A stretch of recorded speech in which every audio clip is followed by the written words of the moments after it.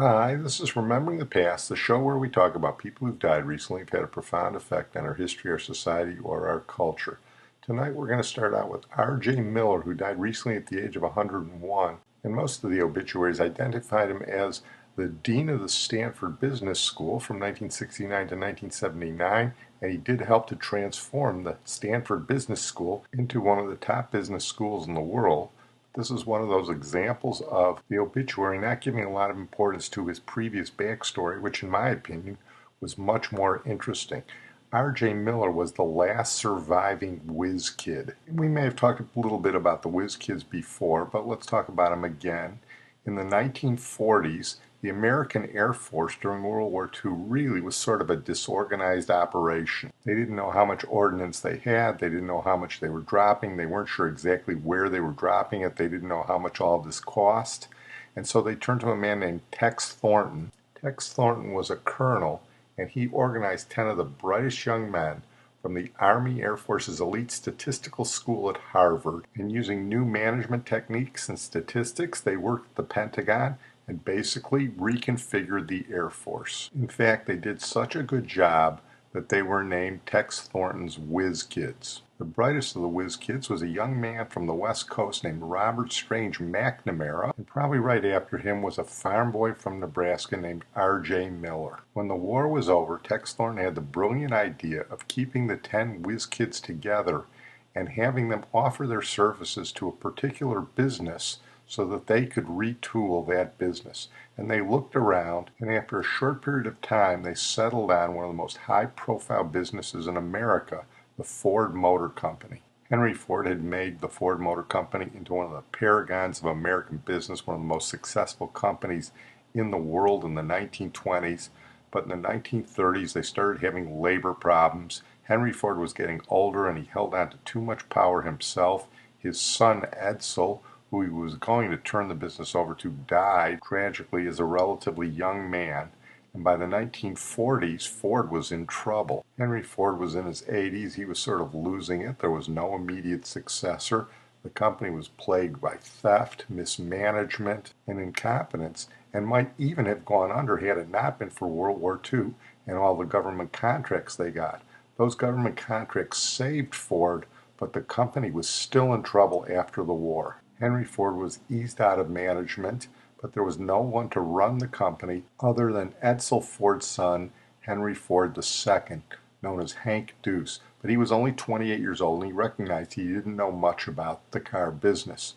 So he turned to the offer that Tex Thornton gave of bringing in the Whiz Kids. They didn't know that much about cars, but they knew management, they knew statistics, and they knew how to run an organization. They took various leadership positions in the company at the end of the 1940s, and in the 1950s they had a major role in turning Ford around, even at the expense of irritating a lot of the longtime Ford executives. Some of the Whiz Kids stayed for a while, some of the Whiz Kids left. In fact, Tex Thornton moved on to Litton Industries, where he made it into a major success. The leader of the Whiz Kids at that point was unquestionably Robert McNamara. He moved up in the ranks, generated fear, and became the president of Ford for a short while before John Kennedy tapped him to become Secretary of Defense in his new administration in 1961. And the things that John Kennedy liked about Robert McNamara, his cool intelligence, his precision, and his ability with numbers, were ultimately what got Robert McNamara in trouble after John Kennedy was killed, when Robert McNamara became the architect of the Vietnam War. To a certain extent, the body count strategy and the strategy of attrition, we can kill more Vietnamese soldiers than they can replace, was a result of Robert McNamara's philosophy about management. And for too long he had Lyndon Johnson's ear with tragic consequences. Meanwhile, back at Ford, the second Whiz Kid to become president of the company was Arjay Miller. And Arjay Miller knew something about cars, but he was primarily a financial guy. When he came to Ford, they had all these old financial guys who were stacking piles of bills on tables and estimating how much money the company had by the height of the stacks. He changed everything about it in the 50s. He turned Ford into a money-making machine that rivaled General Motors again. And in the early 60s, he became president of the company for a short time. He was actually president of the company when Ralph Nader came out with Unsafe at Any Speed. book about how unsafe cars were in the Detroit auto industry, and Arjay Miller took that to heart. He'd been in a near-fatal accident himself, and he instituted a lot of new safety measures in Ford cars in the 1960s. But his presidency at Ford was short-lived for a number of reasons. By this time, Henry Ford II was in his mid-40s. He was a brilliant but bombastic guy, and he had the confidence, along with many of his family, that they could keep control of the company even among the Ford executives. Henry Ford was looking to steal a major GM executive, Bunky Knudsen, from GM to run Ford. And amidst all these politics, there was a new hotshot Ford executive making his way up who wanted to be president as well, a guy named Lee Iacocca. The Whiz Kids of World War II had done their jobs, but now there was a new generation moving in. Arjay Miller saw what had happened to Robert McNamara when he moved to the government, and he thought his time at Ford was limited. So he left the company, and it wasn't long after that, in the late 1960s, that Arjay Miller moved west and became the dean of the Stanford Business School. And it was sort of a repeat of what had happened before, because the Stanford Business School was sort of a backwater when Arjay Miller got there. And as I said before, he transformed it into one of the great international business schools. He became an emeritus dean, and he was beloved by students and faculty alike. He instituted a lot of changes there. One by one, the Whiz Kids died off. And when he died as the last survivor, he was known more for what he had done at Stanford than the things he had done for the U.S. Air Force 70 years ago and for Ford Motor Company 50 years ago. We're going to move on now to a couple of baseball players. First, Bobby Doerr, who died recently at the age of 99. Bobby Doerr was a legend in Boston. He was a good-hitting, superb fielding second baseman for the Boston Red Sox of the 40s. He did play a little bit in the 30s. In fact, he was the only surviving player from the 1930s, and he was also the oldest surviving player in the Hall of Fame. We talked a little bit about Bobby Doerr when we did the Johnny Pesky podcast 5 years ago. Pesky and Doerr were the subjects of a book by David Halberstam called The Teammates, which talked about those two, Ted Williams and Dom DiMaggio. They were the cornerstone of the great Red Sox teams of the 1940s, which got to the World Series in 1946, but otherwise fell second place to the Yankees most years. And Bobby Doerr was admired throughout Boston and throughout the major leagues, not only for his baseball prowess, but because he was one of the nicest guys in baseball. Here's the National Baseball Hall of Fame on the career of Bobby Doerr. In an era where middle infielders were expected to field first and hit later, if at all, Bobby Doerr broke the mold en route to Cooperstown. Born April 7, 1918, when World War I was raging around the globe, and named in honor of United States General John J. Pershing, Robert Pershing Doerr debuted in the big leagues at age 19 with the Red Sox. For the next 15 seasons, save for 1 year he spent in the Army during World War II, Doerr defined play at second base in the big leagues. In his first full season in 1938, Doerr drove in 80 runs, an unusually high total for a second baseman. It proved to be a sign of things to come, as Doerr posted 6 100 RBI seasons during his career. Doerr was also a superb fielder, leading the league in assists 3 times, putouts 3 times, and double plays 5 times in an era before Gold Glove awards were presented. He was named to 9 All-Star games, hit at least 15 home runs in 10 different seasons, and batted .409 in his only trip to the World Series in 1946. Ted Williams, who played with Doerr for 10 seasons in Boston, called his teammate the silent captain of the Red Sox. With his bat and glove, however, Doerr made a lot of noise and plenty of history. Bobby Doerr was elected to the Hall of Fame in 1986. Well, Bobby Doerr was definitely a fan favorite in Boston. We're going to move on for a brief mention of another fan favorite here in Chicago, Jungle Jim Rivera, who died recently at the age of 96. In one of those baseball coincidences, Jungle Jim was the right fielder playing next to Jim Landis for the 1959 Go-Go White Sox, and of course we just did Jim Landis' podcast a couple of weeks back. Jungle Jim wasn't a great hitter or fielder, he was pretty average in both, but he was a good runner.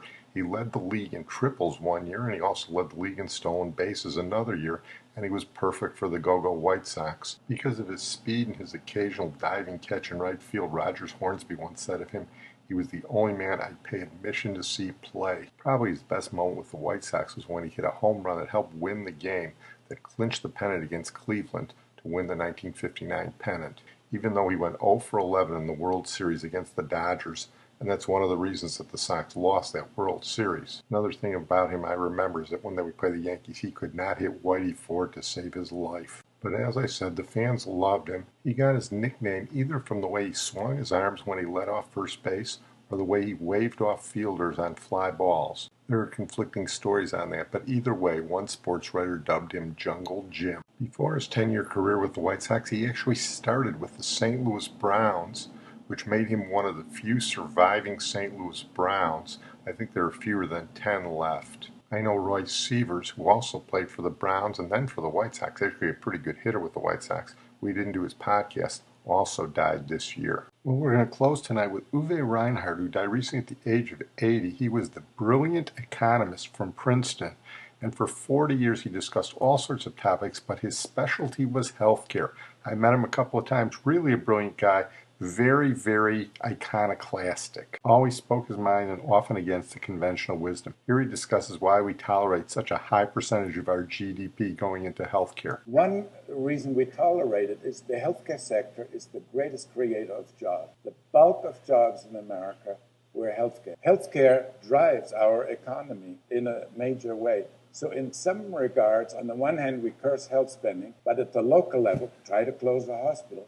It's your employment. Here he talks about Americans' reliance on government. Here is the ones that every time I go to Colorado, I see these guys on their Harley, jeans, a T-shirt, a bandana, no helmet. It just reeks freedom. I was asking myself, can I have a Harley? No way. Because, well, now here this guy takes the spill, and you can just tell he doesn't have a good suit on.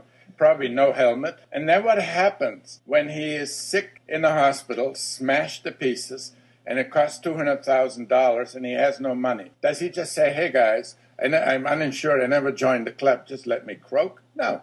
He expects EMTALA to protect him. He expects an unfunded mandate to look after him. That is what upsets me. The bulk of America's rugged individualists are really just descendants of Louis XIV. They spend their money on the good life, and then when they're age 65, throw themselves upon the mercy of the government. The operative mantra seems to be, when the going gets tough, the tough run to the government. And you see that all the time in America. Bankers, car manufacturers. I mean, my view is, don't build houses where you shouldn't. When they go blow down, build it up again. But don't make me in New Jersey pay for your little Häusler down there. I wrote this after the bankers came to Washington. I hate Mom and the government too.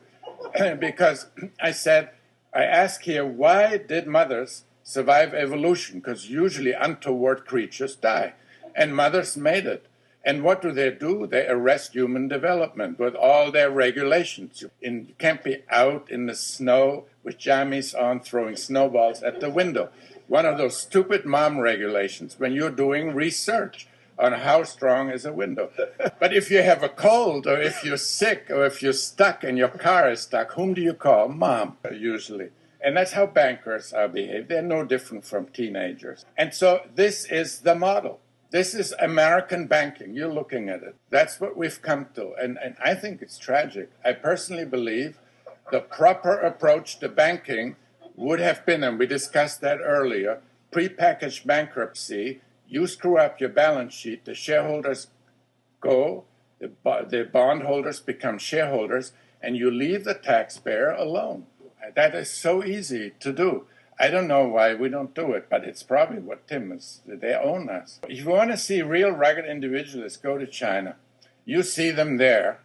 You still see them there, and they're saved for contingencies. While when we have contingencies, we run to the government. Well, I'm going to close on that note. I want to thank my producer and IT genius, Sid Tepps. And as a final tribute to Uwe Reinhardt, because he was America's foremost healthcare economist, he was the medicine man. So we're going to play a little bit of the Buchanan Brothers and their hit, Medicine Man. Put your faith in me, yeah. Don't you know that I'm the man? Understand, I'm the only one who can. I'm the bed, make you glad, medicine man. Got the cure, it's for sure. I'm the one you're looking for. I'm the bed, make you glad, medicine man. I'm the man, understand, I'm the only one who can. I'm the bed, make you glad, medicine man. Got the cure, it's for sure. I'm the one you're looking for. I'm the